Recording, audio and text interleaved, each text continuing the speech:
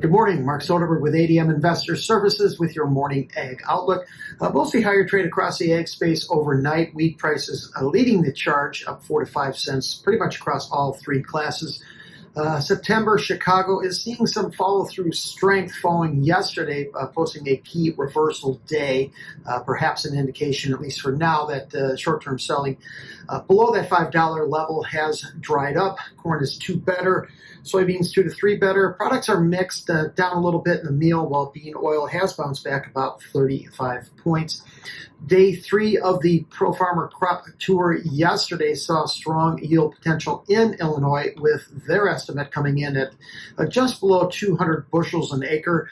That was down from last year's forecast of 204, and that's still well below the USDA record yield estimate from last week at 221 bushels an acre.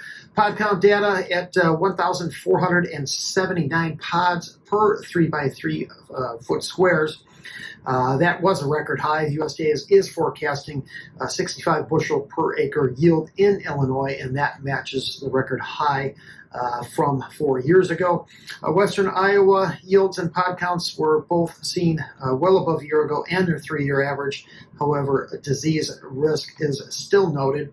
The tour will release their final statewide figures later today as this year's tour winds down. Tomorrow, they will release national average yield and production for both corn and soybeans after the close of trade. Export sales later this morning. Yesterday's EIA report showed ethanol production dipped 2% from the previous week to 315 million gallons. As we wind down the 24-25 marketing year, I look for final corn usage figures to come in very close to the current USDA forecast of 5.47 billion bushels. U.S. weather, cooler, drier pattern for much of the nation's midsection into the end of the month. Favorable after bouts of heavy rain across in recent weeks here across north central regions of the country. Early next week, it brings the prospects for healthy rain across much of the southern plains, which may stretch into the northern Delta region as well by the middle of next week. This is an area that has turned dry here in recent weeks. However, some late August rains could still benefit some of the latter maturing crops.